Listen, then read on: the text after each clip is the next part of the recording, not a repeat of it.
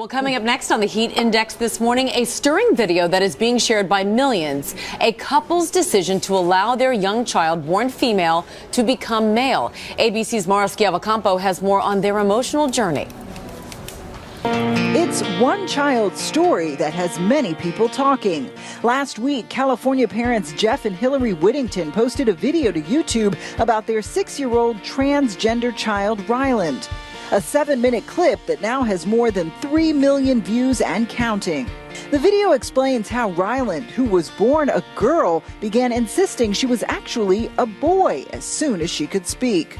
This is my sister, Billy, and I brother, Robert. The Whittingtons say after consulting with professionals like gender therapist Darlene Tando, they soon realized this was more than just a tomboy phase. With phases, they just kind of come and go. But with gender identity, when a child is transgender, typically nothing fades in or out. The family says they made the controversial decision to change their child's identity, referring to Ryland only as he, cutting his hair and sending a letter to family and friends about the change.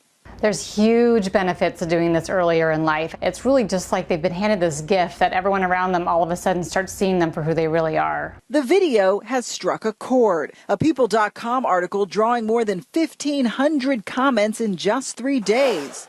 I commend these parents for doing what is right for their child, writes one. But one reader commenting, I would never do this to my child. Another adding, I find it disturbing. Last month, Ryland spoke about his transition at an event honoring the family. My name is Ryland Michael Whittington. I'm a transgender kid. I'm the happiest I've ever been in my whole life. Thank you to my parents. The video ends with Ryland's words, but for so many, the conversation is just beginning. For Good Morning America, Mara Schiavocampo, ABC News, New York.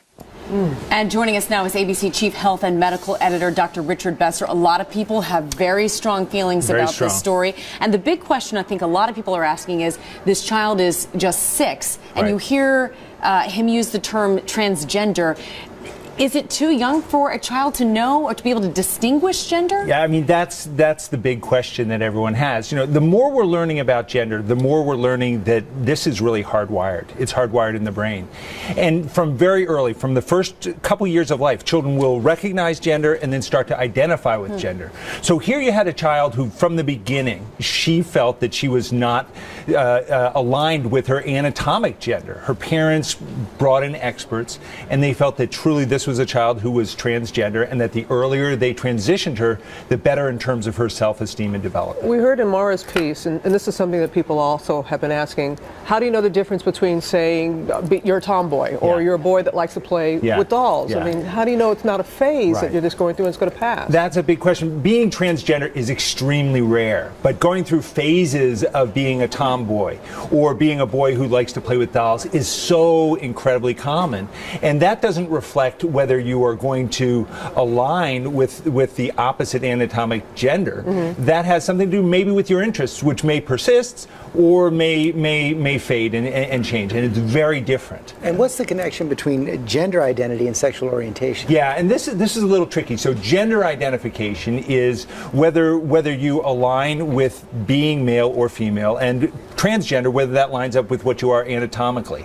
When it comes to whether you're gay, that's sexual orientation. So are you attracted to someone romantically and sexually who is of the same gender or not? And though you can be transgender straight, transgender bi, transgender gay. So no necessary connection. No necessary connection there. Yeah. Okay, but what can parents do? What should they know if they have questions about their own children? Yeah, I mean, this is really difficult for people to deal with. So, you know, the first thing your child needs from you is unconditional love, compassion. They need you there, not judging.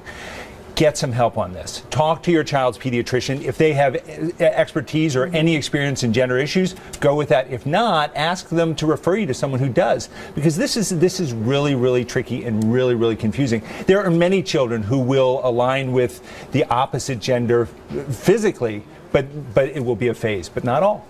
Okay. You got to talk about it. That's right. You got to talk about it. Thanks, Rich.